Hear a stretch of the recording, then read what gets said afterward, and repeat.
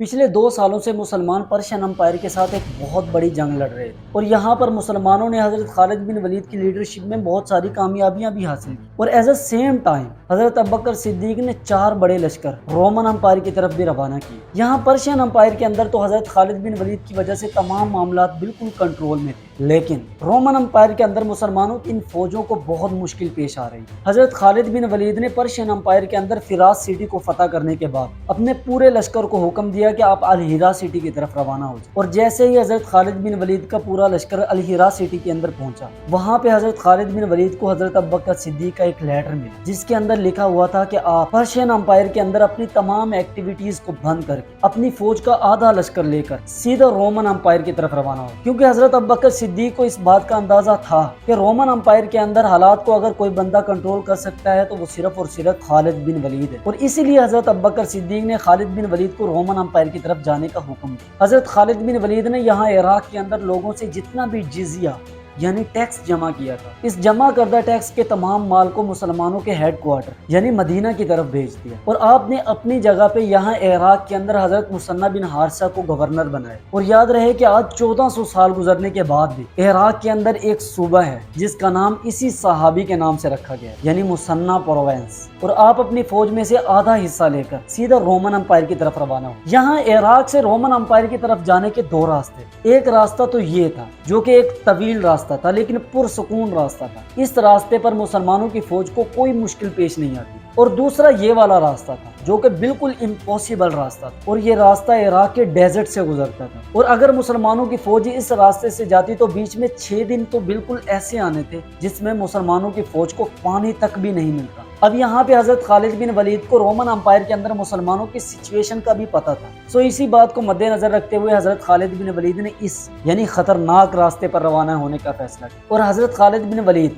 अपने पूरे लश्कर को लेकर इस इराक के डेजर्ट से गुजरे। इतनी सख्तियां बर्दाश्त करने के बाद आखिरकार हजरत खालिद बिन वलीद अपना पूरा लश्कर लेकर ईरान से सीधा रोमन अम्पायर के अंदर इंटर हो गए। यहाँ रास्ते में रोमन अम्पायर की छोटी छोटी फौजों को शिकस्त देने के बाद कुछ ही दिनों में हजरत खालिद बिन वलीद एग्जैक्ट उसी जगह पर पहुंचे जहाँ पे मुसलमानों का एक लश्कर फंसा हुआ था। हजरत खालिद बिन वलीद जब उस जगह पे पहुंचे तो आपने क्या देखा कि मुसलमानों का वो लश्कर जो हजरत शराबील रदी अल्लाह तआला अन्हु की क़यादत में है, उसको रोमन अम्पायर की फौज ने चारों अतराफ से घेरा हुआ है। और हजरत खालिद बिन वलीद अगर एक दिन भी लेट हो जाते तो रोमन अम्पायर की फौज ने मुसलमानों के इस लश्कर को बिल्कुल तबाह बर्बाद कर देना और यहाँ पे मुसलमानों के हजारों सिपाहियों को शहीद कर दिया जाता। लेकिन हजरत खालिद बिन वलीद ने राइट टाइम पे पहुंचकर मुसलमानों के इस लश्कर को बचा दिया। 1 मिनट के लिए सोचें, अगर हजरत खालिद बिन वलीद इस मुश्किल रास्ते से अपने लश्कर को लेकर ना आते बल्कि उस आसान रास्ते से आने का इरादा करते तो क्या मुसलमानों का ये लश्कर जो हजरत शराबील रदी अल्लाह तआला अन्हु की क़यादत में था बिल्कुल तबाह बर्बाद ना हो जाता। हजरत खालिद बिन वलीद ने रोमन अम्पायर के इस लश्कर को शिकस्त देने के बाद रोमन अम्पायर के इस एरिए जिसे आज जॉर्डन कहा जाता है,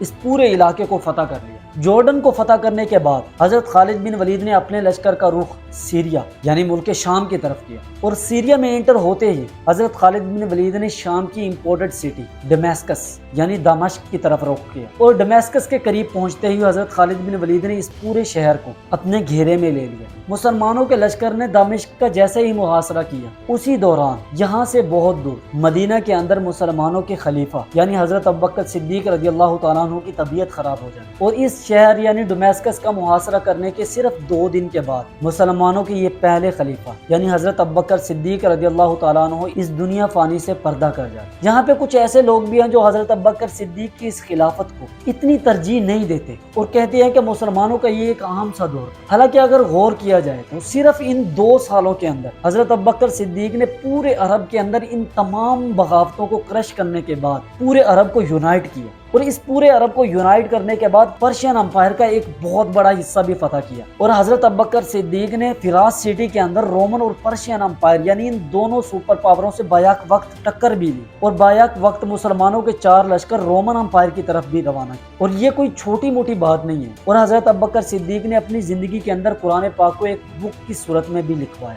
और इन तमाम मसरूफियात के बावजूद भी हजरत उमर फारूक रज़ी अल्लाह तआला अन्हु इरशाद फरमाते हैं कि मैंने देखा कि हजरत अबू बकर सिद्दीक روزانہ صبح گھوڑے پر سوار ہو کر مدینہ سے دور جاتے ہیں۔ تو ایک دن میں نے ارادہ کیا کہ میں حضرت ابوبکر صدیق کے پیچھے جاؤں گا اور میں دیکھوں گا کہ ابوبکر کہاں جاتے ہیں۔ اور جب میں حضرت ابوبکر صدیق کے پیچھے گیا تو میں نے کیا دیکھا کہ ہر روز صبح سویرے حضرت ابوبکر صدیق ایک بوڑھی اور بلائنڈ عورت کے گھر میں جاتے، اس عورت کے گھر کی دیکھ بھال کرتے ہیں۔ اور حضرت عمر فاروق رضی اللہ تعالیٰ عنہ نے جب یہ سین دیکھا اور فرمایا، کیا ابوبکر آپ نے یہ ایگزامپل قائم کر کے مسلمانوں کے آنے والے خلیفہ کے لیے بہت ہی مشکل پیدا کر دی۔ اور حضرت ابوبکر صدیق نے اپنی آخری ایام میں ایک اور بہت زبردست کام کیا، یعنی اس دنیا سے پردہ فرمانے سے پہلے جب حضرت ابوبکر صدیق کو اس بات کی خبر ہوگی کہ میری بیماری بہت زیادہ بڑھ گئی ہے اور میرے پاس اب وقت کم ہے، تو حضرت ابوبکر صدیق نے اپنے بہت ہی قریبی صحابہ کرام کو جمع کیا اور وہاں پہ حضرت ابوبکر صدیق نے اپنی وصیت لکھوائی اور ساتھ میں اپنے بعد ہونے والے خلیفہ کا نام بھی بتایا، یعنی اب دور آئے گا دوسرے خلیفہ کا۔